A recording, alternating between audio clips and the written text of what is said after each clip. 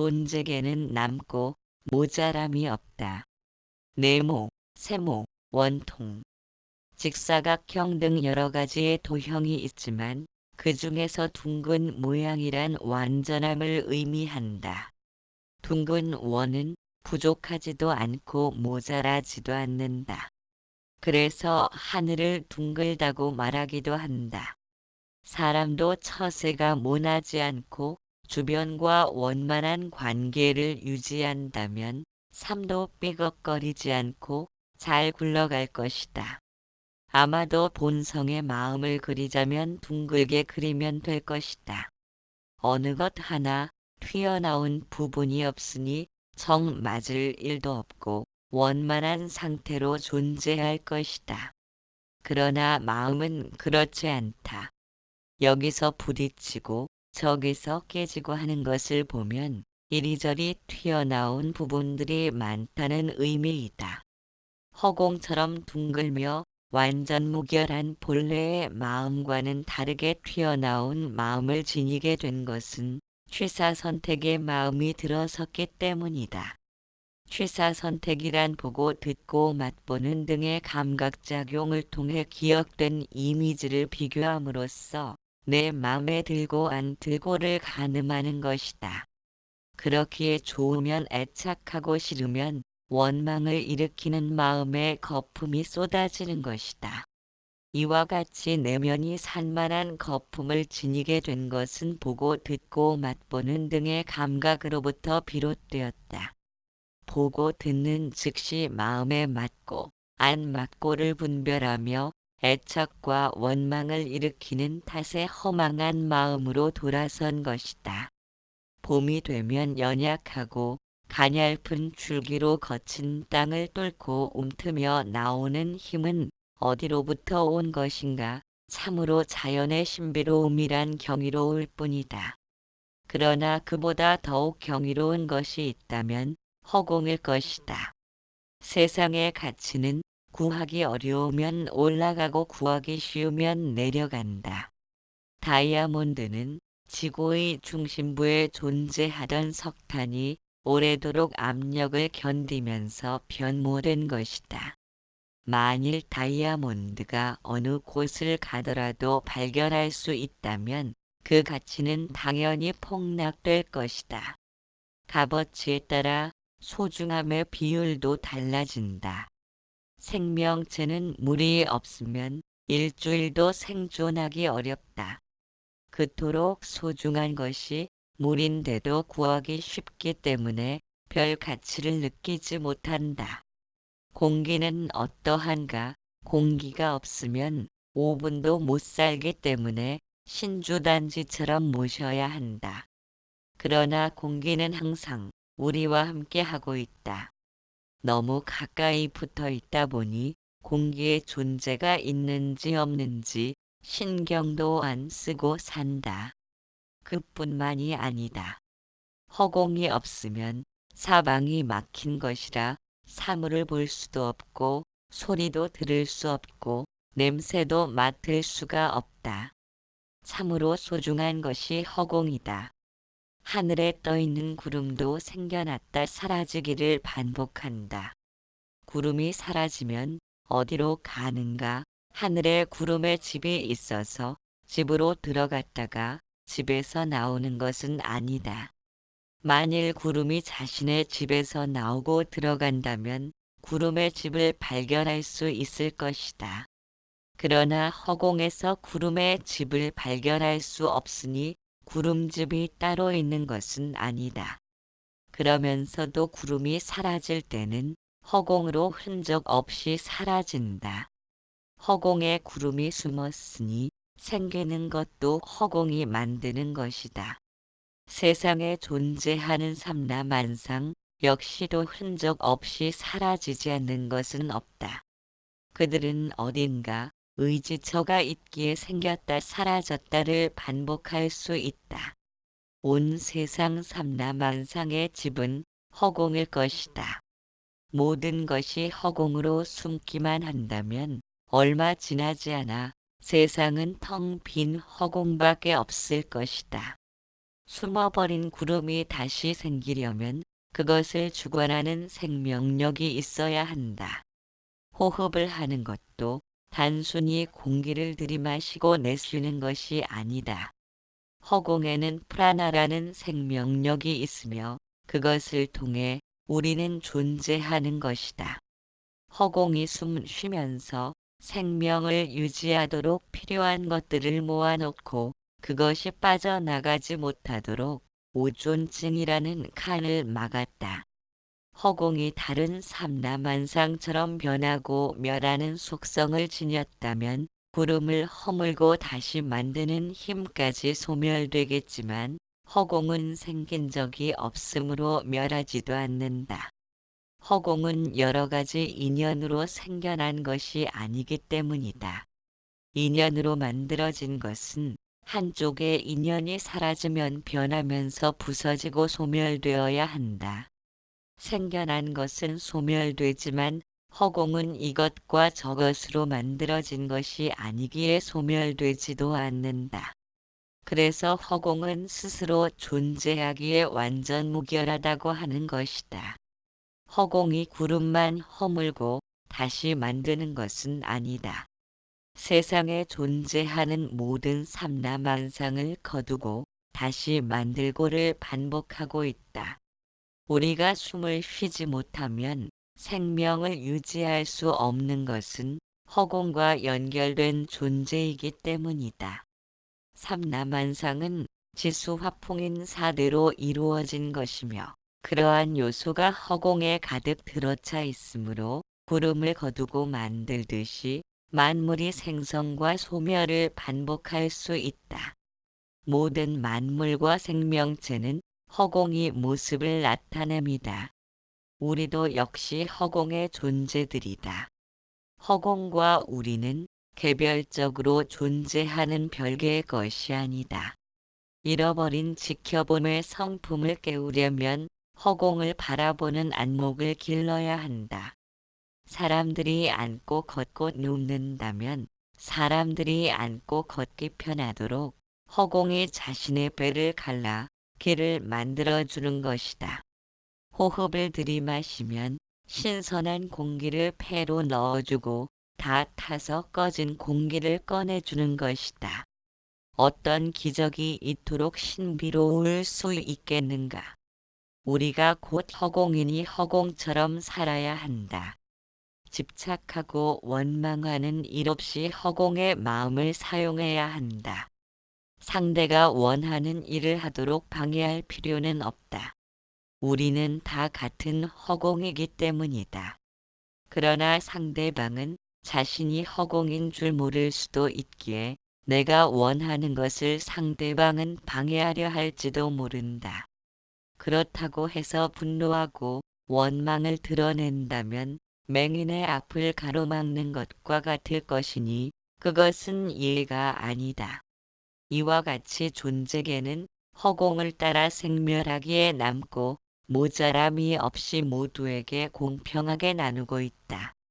그러나 유독 인간만이 비록 냉장고에서 썩을지라도 가득 채워야만 직성이 풀리는 마음들로 하여금 하루도 조용한 날 없이 대립하고 있다. 존재계는 남고 모자람이 없도록 모두에게 공평하게 나누고 있음을 안다면 고통받을 일이란 하나도 없다. 고통이란 당연히 갚아야 할 빚이 있기에 생겨난 것이다. 고통에 대하여 어떤 자세로 맞이하는가에 따라 삶이 자신을 향해 다가오는 태도가 결정된다. 허공을 보는 안목이 생겨나면 예전과는 다른 차원의 삶이 펼쳐진다. 스스로가 집착하면서 속박되었기에 집착의 밧줄이 풀리면 얼마나 자유로운지를 경험할 것이다. 억울함을 당하더라도 그곳에서 고리를 끊어야 한다. 그것에 대하여 분풀이하고 원망하려 들면 부정적인 악순환의 고리는 계속 이어지게 된다. 우리를 대하는 주변과 삶의 모습은 다름 아닌 우리가 마음 쓴 것에 대한 결과이다. 6. 허공의 눈. 마음에서 애착과 원망의 거품을 일으키는 것도 본인과 관계된 것에 대한 평가를 내리는 것이다. 애착이 생겨나면 애착을 방해하려는 것에 대한 원망이 일어난다. 마음에 집착이 있다는 것은 시야가 한쪽으로 편중되어 있다는 것이다. 형상만을 중시하므로 구름이 생과 멸을 반복한다는 사실을 알아차리지 못한다. 그래서 구름이 일어나면 기뻐하고 사라지면 슬픔에 젖는다. 세상을 살면서도 세상에 젖지 않는다는 것은 구름이 일어나고 꺼지기를 반복한다는 사실을 알아차린 것이다. 그때야 비로소 허공을 바라볼 수 있다. 허공의 품에 있는 그들 모두는 언젠가 사라질 것이고 또 다시 생겨남을 반복할 것이다. 허공의 눈으로 구름을 바라보면 그들은 있는 것도 아니고 없는 것도 아니다. 다만 생멸을 반복하며 끝없이 흘러갈 뿐이다. 그래서 기쁘면 기뻐하고 슬프면 슬퍼한다. 기쁨이라 하여 끌어안지도 않고 슬픔이라 하여 떼어놓으려 애쓰지도 않는다. 삶과 죽음이란 것도 어찌 생각하면 허공에서 구름 한 점 일어나고 허공에서 구름 한 점 사라진 것이다. 육교 위에서 달리는 자동차를 바라본다는 사실을 안다면 자동차가 앞으로 달려들어도 조연하게 바라본다. 세상에 살면서도 젖지 않고 살아가는 것이다. 육교 위에서 세상을 바라본다는 것은 허공을 보는 눈을 지녔다는 것이다. 자동차가 앞으로 달려들어도 무심의 눈으로 지켜본다. 내 맘에 들고 안 들고 하는 것들도 두 가지 모습이 아니다. 그러나 육교 위에서 바라보는 허공에 눈이 없다면 자동차가 앞으로 달려오면 깜짝 놀라듯 욕망과 분노를 일으킨다. 우리가 집착하며 부둥켜 안고 있던 모든 것들은 고통을 일으키는 허상이었음을 아는 것은 허공을 보는 안목을 지녔기 때문이다. 단순히 좋고 나쁨을 느끼던 상태에서 비교와 의도를 지녔기에 욕망과 분노는 애착과 원망을 일으킨다. 집착이 달라붙었기에 생겨난 애착과 원망의 감정은 본성을 외면하고 고통을 일으키는 망념으로 돌아선 것이다. 우리는 하나같이 산에서 길을 잃은 조난자의 신세이다. 허공의 마음을 잃어버렸기 때문이다. 허공을 잃어버린 마음은 어딘가 매달리기에 안간힘을 쓴다. 세상에 매달리고 육신에 매달리다 보니 애착과 원망을 일삼는 마음을 내 마음으로 착각하면서 살고 있다. 보고 들으면서 끊임없이 일어나는 내 맘에 들고 안 들고를 가늠하면서 사방을 두리번거린다. 무작정 내달리기만 할 것이 아니라 일단 걸음을 멈추고 본성의 마음인 허공의 마음을 살펴보아야 한다. 눈을 뜨면 사물이 보이고 눈을 감으면 사물이 안 보이니 눈이 보는 작용을 한다고 생각한다. 그렇다면 장님은 못 보는가? 눈을 잃은 장님도 못 보는 것은 아니다. 단지 배경과 사물을 분간하지 못할 뿐이다. 우리가 눈을 감은 상태로 사물을 바라본다면 사방이 어두컴컴하여 분간할 수 없는 것과 같다. 비록 눈을 감아도 보는 성품은 전혀 훼손된 것은 아니다. 어둡다는 것을 보기 때문이다. 장님이라 해도 망막이나 안근에 이상이 있을 뿐 보는 성품은 전혀 훼손된 것이 아니다. 우리가 어둠 속에서 사물을 분간하지 못하는 것처럼 장님도 분간하지 못할 뿐이다. 장님이라고 보는 성품이 소멸된 것은 아니다. 그들도 역시 어두컴컴한 것을 보기 때문이다. 보는 성품에 있어서는 장님이나 우리나 전혀 다르지 않다. 의학이 발달하여 훼손된 장님의 안근을 재생시킨다면 볼 수 있다. 왜냐하면 보는 성품은 생명이 존재하는 한 소멸하는 것이 아닌 까닭이다. 눈을 감고 있어도 눈꺼풀 뒷면을 바라보고 있으며 잠이 들어도 꿈을 바라보고 있다. 보는 성품은 이처럼 항상 깨어있는 상태로 존재한다. 만일 안근이 전적으로 보는 작용을 담당한다면 눈을 감고 잠이 들었다면 꿈속에서 형상을 분간할 수 없어야 한다. 꿈을 꿀 때 모습과 형상을 보고 듣는 것은 마음의 눈과 귀가 보고 듣는 것이다. 이처럼 마음에는 보고 듣고 깨닫고 아는 견문각지를 일으키는 성품을 지니고 있다. 감각작용을 하는 눈, 귀, 코, 혀, 몸이 받아들인 각종 정보를 의근인 뜻으로 헤아리고 인식하여 마음으로 전달하는 매개체에 불과하다. 그렇기 때문에 방금 죽은 사람도 눈은 있지만 보지 못한다고 말하는 것이다. 마음의 눈이 육신을 떠난 탓이다. 이와 같이 본성의 마음에는 보고 듣고 깨닫고 아는 견문각지가 있지만 육근처럼 제각각의 영역을 주장하는 것은 아니다. 전체적으로 통합되어 있으면서 눈과 귀라는 매개체를 통해 형상과 소리의 정보를 전달받는다. 냄새 맡고 맛을 아는 작용은 몸에 대보아하는 촉의 작용이다. 코로 냄새가 들어오면 코 안쪽에 스폰지처럼 생긴 그물망에 접촉되면서 냄새를 맡게 된다. 맛을 아는 것은 혀에 분포된 돌기세포에서 짜고 시고 맵고 단 것을 느끼는 것이다.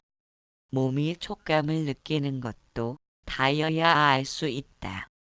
그래서 꿈을 꾸면 냄새와 맛과 촉감은 구별하지 못한다. 실제로 접촉되지는 않았기에 보고 듣고 하는 기능 견문지만 움직이기 때문이다. 견문각지는 허공에 존재하는 우주적 성품이기에 모든 생명체는 함께 공유하면서 존재한다. 본성의 마음에는 애착과 원망이 자리를 잡지 못한다.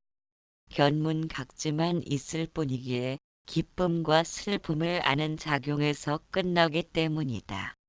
그러나 견문각지에 아상이 개입하면 기쁨을 놓치기 싫어하고 슬픔을 멀리 떨쳐내려는 움직임이 생겨난다. 이로 인하여 우주적 본성이라 할 수 있는 허공의 마음과는 어긋난 길로 등지고 달리는 것이다. 그래서 생각에 대하여 의도된 바를 지니면 망념으로 돌아서는 것이다. 생각에 대하여 비교와 의도를 지녔다는 것은 내 입장에서 생각하려는 것이기에 아상이 개입된 것이다.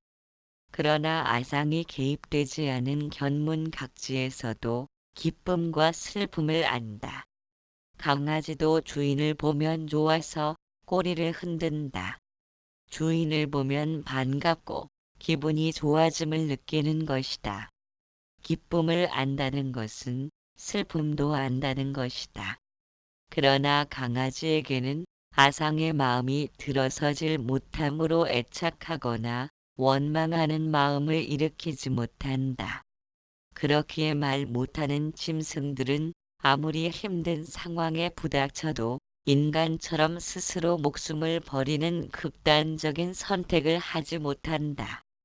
기쁨과 슬픔, 두려움 등이 눈에서 멀어지면 곧 잊게 되는 것이다.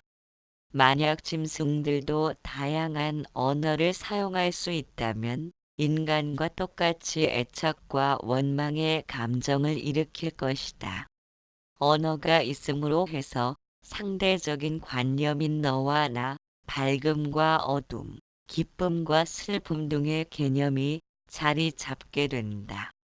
동물이 기쁨과 슬픔을 느끼는 것은 음식을 먹고 나면 기분이 좋아지고 포만감을 느끼는 것과 같으며 슬픔을 느끼는 것은 음식을 먹지 못해 허기지고 기분이 다운되는 것을 안다. 그러나 이 상태로 끝나지 못하고 언어가 존재하면서 기쁨과 슬픔의 개념이 마음에 자리 잡게 되었다. 따라서 애착과 원망이란 감정이 본래는 없었지만 기쁨과 슬픔을 통해서 개념적으로 달라붙은 것이다. 기쁨에 대해서는 쥐고 놓치지 않으려 하고 슬픔에 대해서는 그것을 일으키도록 한 상대방에게 분풀이하려는 감정을 지니게 된 것이다. 이것이 대립과 투쟁의 양상으로 번져가면서 인간들 사이에는 서로 쥐어뜯고 핥히면서 끝없는 반목과 불협화음이 존재하는 것이다. 마음속에 애착과 원망의 개념이 자리 잡은 것은 비교와 의도를 지닌 탓이다. 그것은 과거를 끌어들여 미래를 준비하려는 것이므로 지금 현재를 벗어난 꿈처럼 존재한다.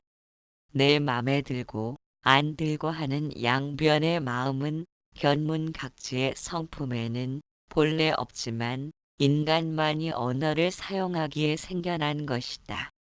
그렇기에 마음을 허망한 개념으로 이루어진 뜻의 망념이라고 하며 본성을 등지게 된 것이다. 허망함 망을 집착함으로 망하게 되니 이래저래 마음에는 망자가 붙지 않으면 말이 되질 않는다. 생각이란 견문각지를 통해 생겨난 것이므로 지금 현재 하는 우주적 성품에 해당한다. 그러나 생각이 거듭 반복되면서 생각이 느낀 것들을 언어로 관념화시키면 생각은 틀에 잡히고 일정한 방향을 지니게 된다. 그것을 마음이라 부른다. 그러나 마음은 언어로 이루어진 가상의 세계이며 과거와 미래를 기반으로 삼는 거짓된 환영임에도 불구하고 우리는 그것을 실제히 아는 것으로 받아들인다. 언어관념을 통해 스토리를 만들어내고 그것을 진실인 것처럼 받아들이기 때문에 희로애락이 생겨난다. 그렇기에 연출된 영화를 보면서도 기쁨과 슬픔에 젖어드는 것이다. 우리가 본성의 마음을 언어적 관념으로 짐작하려 한다면 그것 역시 영화 속의 스토리에 빠져드는 것과 같다. 그러나 본성의 마음은 가상의 세계가 아니다. 그것은 지금 현재 하는 실존이므로 다른 무엇과 비교되거나 언어로 표현될 수 없는 속성을 지니고 있다. 지금 눈에 비치고 귀에 소리가 들려오는 것을 언어가 표현할 수는 없다. 다만 이름과 모양의 형태만을 말할 수 있지만 그것은 눈에 비친 모습일 뿐이다. 음식의 맛을 표현해낼 수는 없는 것처럼 헛개비 같은 마음으로 본성의 마음을 알고 싶어 하는 것은 이치에 맞는 일이 아니다. 물을 먹어본 사람은 물맛을 설명하려 들지 않듯이 본성의 마음을 알고 싶다면 언어가 떨어져 내려야 한다. 언어가 떨어진다는 것은 분별하고 짐작하고 헤아리려는 의도가 없어야 한다는 것이다. 그것들은 모두 언어를 기반으로 삼기 때문이다. 언어가 떨어진다는 것은 상대적인 관념을 벗어난다는 것이며 밉고 곱고를 가늠하는 마음으로는 접근 자체가 불가능하다. 내 입장에서 보았을 때 밉고 곱고가 생기는 것이지 남의 입장이라면 또 달라지기 때문이다. 상대적 관념을 통해서 본성의 마음을 짐작하려는 것은 내 입맛에 맞는 본성의 마음을 찾는 것에 불과하다. 그러나 그런 본성의 마음은 애당초 존재하지 않는다. 본성의 마음을 찾고자 하는 것도 따지고 보면 슬픔과 분노, 원망, 불행 등의 부정적인 감정이 마음에 스며들기 때문이다. 만일 마음이 항상 기쁨, 행복, 즐거움, 평화 등으로 넘친다면 굳이 본성의 마음을 찾아 나서진 않을 것이다. 그러나 본성의 마음을 찾아 나서는 순간 이미 잘못된 길로 들어선 것이다. 왜냐하면 기쁨, 즐거움, 행복 등을 알기 때문에 불행, 슬픔, 원망 등이 생겨난 것이다.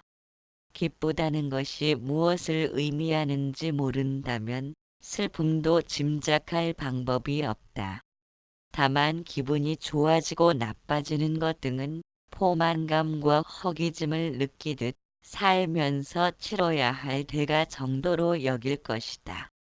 포만감과 허기짐은 본래 집착의 대상이 아니지만 애착과 원망의 감정이 들어서면 달라진다. 허기짐을 원망하고 포만감을 애착하게 된다. 이제 포만감은 집착의 대상으로 변한 것이다. 냉장고 가득 음식물을 채워야 하며 요리에 필요한 주방기구는 빠짐없이 제자리에 있어야 한다. 이와 같이 집착이 나타나는 것은 고통을 동반하게 된다. 비교와 의도를 일으키는 탓으로 포만감에 집착하던 마음이 남과 비교하면서 육신의 살이 붙은 것에 대해 고통을 겪게 된다. 고통으로 연결되는 마음을 멀리하고 본성의 마음을 찾고자 하지만 그것은 여전히 선택에 길든 마음으로 행하는 것이다. 이것과 저것으로 나누면서 취사선택의 의도를 일으키는 마음으로 본성의 마음을 찾는다 해도 시간이 흐르면 지금보다 더 나은 본성의 마음을 찾고자 할 것이다. 그것이 마음의 속성이다. 그런 까닭의 본성의 마음은 취사선택의 마음 앞에는 결코 모습을 드러내지 못한다. 본성의 마음이 어딘가에서 나타나거나 어딘가로 사라진 것이 아니라 마음이 선택에 길든 탓으로 본성의 마음이 가려진 것이다. 이처럼 본래 본성의 마음을 지녔음에도 본성의 마음을 찾아 나서는 것은 자석의 양변을 실타하여 한쪽을 잘라내는 것과 같다. 그러나 한쪽을 잘라낸들 양변은 계속 생겨날 것이다. 양변을 잘라낼 필요가 없다. 그것이 동전의 양면처럼 존재하는 세간의 본래 모습이다. 그렇기에 본성의 마음을 보려는 그 마음으로 인하여 본성의 마음과는 어긋난 길로 들어선 것이다. 마치 스크린은 한결같지만 영상은 늘 변해간다. 그러나 영상이 존재하는 한 스크린은 영상으로 채워져 있기에 발견할 수 없음과 같다.